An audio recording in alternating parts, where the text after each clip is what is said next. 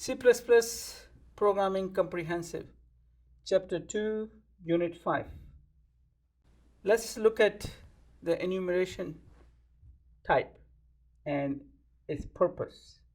So enumeration is a user-defined data type and it makes programs more readable. As you can see, more emphasis is on programs more readable. Okay. And of course it's a data type, just like a class. User-defined classes are also the data types, or int, which is a built-in data type. So by using enumerations within your code, you basically are doing the self-documentation for the code. And once we are done with this unit, you will understand what I mean by self-documentation. Okay? Because you always should try to self-document your code, meaning that you should use the variables names and the functions names in such a way that it is easy to recognize what they are all about. Similarly, if you would use the enumeration type and the names within the enumeration data set, or within the set of the enumeration that the names are used, they should have some meaning to it. So the enumeration type enables the naming of integer values defined in a finite set. So instead of, if you are using, like for example within your source code, if you are using integer values for comparing some variables or something, it would be better that you would create an enumeration set for those values and name them. Okay, by doing that, you are basically self-documenting. So values are specified for the names that are used for identifying the enumeration constant. So basically, the values that are there, they will be identifying the constant, the names that are there, that they will be identifying the constants. Okay, so in this example right here, I have a enum. So you use a enum keyword to declare a enumeration type. Okay, so in this case, I'm declaring a travel. Travel is an enumeration type. Okay, and within this travel, there is a set there. So in the braces, the curly braces, as you can see right here, I have the names: a sea, a air, and a road, separated with a comma. And at the the right braces, after the right braces, you have to make sure that you have a semicolon there. Otherwise, you will have lots of errors. So each name by default starts with a 0. Okay, so in this case, this will take a C will take a value of 0, air will take a value of 1, road will take the value of 2. So that's how you identify the numbers, or the numbers are identified with the name. You can actually assign the values. So integer values can be assigned to the corresponding names in the enumeration set. So if you want, you don't want to use the default behavior, which will always start with the 0 and then add 1 to the next name. Basically, you can actually assign each name with the value that you want. Okay, so in this example, travel, I'm actually assigning a C equals to 1, air equals to 2, road equals to 3. So now I have given my own value to the names.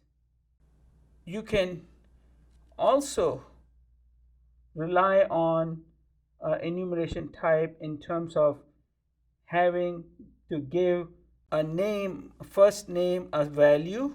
Okay, so basically you give a first name a value, and then the next name which you don't have any value assigned to it, by default it will go one greater than the previous one. So in this case, the red, you assign it with a 5, and then yellow automatically or by default it will go to 6. And in the same set I have a name called green which is assigned to 13, and then the blue will be 14. Of course you can have, blue equals to 50 if you want, but you will have to say blue equals to 14 or 50. You can also assign the ASCII value to the enumeration names. When you are naming the enumeration, you can also assign the ASCII values to the corresponding names. So in this case, I create a enumeration type commands, okay, and right here I have a name called park, and basically I assign that park to a character, but I'm putting it under the single quote, a P. Okay, so whatever the ASCII value of P, which will be some value like A is 65, B is 66, C is 67. Similarly, P has some ASCII value. That ASCII value will be assigned to park. Same way, retrieve. The ASCII value of R will be assigned to a retrieve name. Okay, as long as the R is in the single quote. In fact, R should be in the single quote, otherwise you will get an error if you don't put the single quote around it. Okay, same way the display and exit. So this example that I have right here for the commands, you should really use it in your assignment number 2. Okay, the assignment number 2 refers to doing the parking lot problem. Use tag name when declaring variable of type enumeration. So now, as we talked earlier, that enumeration, when you declare the data type, or it becomes a data type basically. So commands is a it is a type, of enumeration. So if you want to declare a variable, all you do is to commands and then the variable name, whatever the variable name that you want to give. Okay, so similarly, like if you do it int var, you can do the commands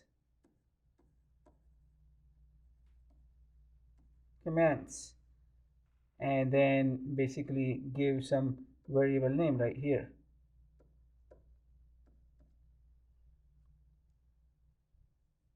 So you use a tag name. So this is a tag name when declaring the variables of type enumeration. So enumeration type is converted to type int before any arithmetic operations can be performed. So literally compile, that's compiler's responsibility. Okay. Compiler will convert the enumeration to an integer type. Okay, even though when we, in the last example right here, we talked about assigning a character to a name, that character, when we assign it, its ASCII value will be assigned, some number, integer number, to the name. Okay, so basically once it is done, then compiler, it, when you do using it in some sort of addition, okay, or any arithmetic operations, that will be converted first. The value will be converted first into some number, and then the arithmetic operations will happen. So let's look at this example right here. In this example, basically I'm using enumeration set called travel. Okay, so I start an example with, of course, with IO stream. Okay, include that IO stream header file, and then using std, and then I declare a set for travel, which has a sea, air, and road. So since I'm using a default behavior, the sea will be 0, air will be 1, and road will be 2. Okay, so that's the default behavior. I wanted to show you that when I declare a variable of type travel, so this is the type name, travel is a type name, journey is a variable name, and I assign it with a set, which is a name within this set, which is a C. If you assign some other name which is not in the set, then of course it's going to compiler is going to generate an error. But compiler knows that the C is in the set, so it is going to go on, and C will have a value of 0. So in reality, it is actually assigning a 0 to a journey. But as you can see that it really improves the readability of your code, and that is called the self-documentation. So after declaring a variable journey and assigning it to a name which is in the set C, I can use this variable journey. So I allocated the memory right here for journey. Okay, at line number 6. So at line number 7, all I'm doing is I'm saying I want to put actual integer, okay, 5. Now you can put the actual integers into a enumeration type variable. So this journey is a enumeration type variable, and you can put the integer values in there. The only thing is that you have to do the typecasting. Okay, you have to do the typecasting. Now we learned previously that this is a C way of typecasting. You can do it typecasting as you do it in C++. So you will just do the C++ way as well if you want to. Okay, so travel, and then you put parentheses and then 5. That is a newer way of typecasting, because this travel is a data type. Okay, and you're typecasting this integer to enum. Now this error that I have right here, it is not going to, compiler is not going to cause any error. It's not going to show you any error messages. I'm just saying this is an error because this value is not in this set, as you can see. Okay, because it's a meaningless value. Okay, so if I don't have this line number 8, then it comes right here in the switch statement right here. As you can see in the switch, I have a journey. When it comes here, I don't there is no case for value 5. If I would have a case for value 5, then of course it will go to that case, but it's not there, so it will come to the default and it will just say invalid entry. Okay, so I'm just showing you here, right here at line number 8, the correct way of doing this would be to typecast 2. Now 2 is an integer, okay, and I'm typecasting it to a travel. So 2 is a valid number, it is in the set. So, and I'm putting it into a journey. So when this journey is a 2, then it is going to come to the road right here. Okay, and it will print out this traveling by road. Okay, so this is the switch statement that you really should be using in your code. in your assignments, and I ask you specifically in assignments to use the switch statement, so your code is basically easy to read. Instead of putting the numbers right here, I mean, I've seen some code that people just put a 0, and then instead of a air it will put 1, and then instead of a road they will put a 2, so but it will be, as you can see, if I don't have any set or nothing, it would be very difficult to read. I won't know what is the 0 is for and the 1 is for. So that's why it is very important that you use the enum type and give the names to the integer, and then use the switch statement. So within the switch statement you can easily give the names for enums.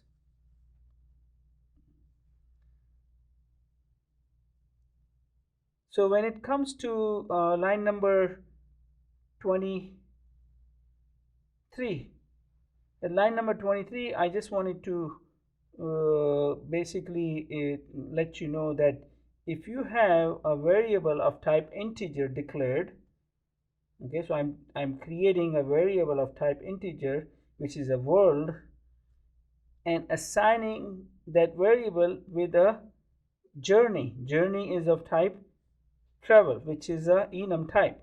So when you put the enum in the integer, you do not need to do the typecasting. But when you put integer into a enum variable, you have to do the typecasting. Although you can do the typecasting if you want, so right here, or you can do it like this if you want to. Okay, but this is not necessary to do the typecasting. That's all this line number 23 is doing. Let's look at the next slide. In this slide, I am just showing you arrays and objects. Okay, how to create arrays and objects. So array of object is declared same way as of any variables. So to show that, basically I am creating or including the header file IO stream header file, and then of course I need to have a standard namespace, and then I'm creating a class called cfruit, and within this class I have a private section and the public section. In the private section I have one data member at line number 6. It's called m_n count, and then at line number 8 I have a function called assign. Okay, as you can see, I have a function called assign. Okay, now in this case the body of the assign is right here. Okay, the body of the assign is right here with the all in one line, line number 8. So that means, as we have discussed earlier, that the inline function within the class do not need an inline keyword in front of the function name if you want to make it inline. So this function at line number 8, assign function, will automatically become inline. So this piece of code right here within the body, it will be inserted wherever this function assign is called. Okay, so that means this parameter is not going to go onto the stack as well. Similarly, at line number 9, I have a pick function. The body is right there within the class. Okay, so therefore this pick function is automatically becomes inline as well. So the rest of the code, which is in the main right here, basically after creating the class templates and we named it as a cfruit, I'm creating an array of objects. Okay, in this case I'm at line number 15. I'm creating an array of 10 objects. So array will be allocated in the memory. Okay,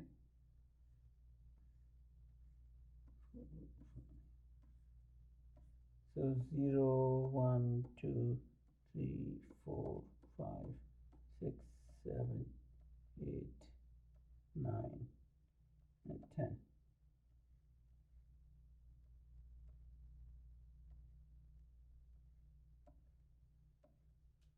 Okay, so each, oh, there won't be 10, sorry, it will go from 0 to 9 because the size is 10. So if you count this, 0 to 9 is actually 10 elements in the array. So each element of this array is an object. Okay, so located at some place. So that means when I am calling the member function, I will have to do the index of the array with the dot operator. Okay, just like right here that I'm doing right here. So within the for loop, I am first, so this is the way that you can declare a for loop in C++, right? So you are declaring a variable within the parentheses of the for loop and initializing at the same time. And at line number 18, you are comparing the index with the number of actual size of the array. So now why do I have this size of operator? So size of operator, when I say apples, size of operators will return what? It will return the bytes. Okay, so it will return 20 bytes. Why is it going to return 20 bytes? Because I have only one data member of type integer. I'm just assuming integer type is 2 bytes. So it will return 20 bytes, and then I'm taking the first element, okay, of the array. This is 0th element, and dividing it. So the first element would be 2 bytes. So 20 divided by 2 would be 10. So index less than 10, so this will become a 10. Okay, and if it is, as long as the index is less than 10, increment it and go and call this assign function right here. Okay, call this assign function and then pass, of course, the parameter. In this case, I'm passing an index plus 3. So I'm passing this parameter, okay, to the assign function. Don't forget that this assign function also has a this pointer. Okay, so now what is the this pointer going to hold? So this pointer will hold the address of this object right here, whichever the index that it is happened to sitting. So every element has an object right here. So every element of the array is sitting at some address location in the memory. So let's say this is sitting at 1000 and 1000, whatever, 1010, and so forth. Okay, so it depending upon, of course, it will go in order, but each object will be sitting at some address location. Okay, so this pointer right here will hold the address. Okay, why? Because this pointer will be passed to this assign function, and this pointer will be holding the calling object. So each calling object will be depending upon the index. So that's all it does. It will assign some value to that data member count. Okay, that's what the assign function does. And the next for loop is exactly like this previous for loop. It does the same thing.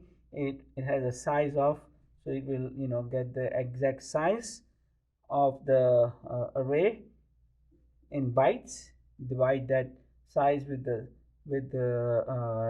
2, because the first element, so it will be 10 elements in the array, and then it will go and call the pick function.